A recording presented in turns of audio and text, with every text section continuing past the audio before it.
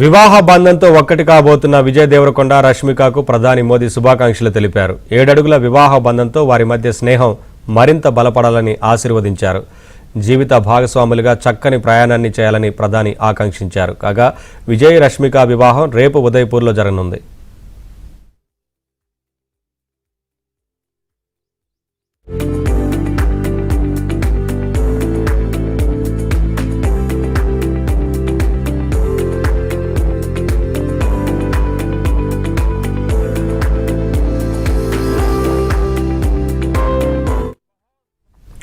వివాహ బంధంతో ఒక్కటి కాబోతున్న విజయ్ దేవరకొండ రష్మికకు ప్రధాని మోదీ శుభాకాంక్షలు తెలిపారు. 7 అడుగుల వివాహ బంధంతో వారి మధ్య స్నేహం మరింత బలపడాలని ఆశీర్వదించారు.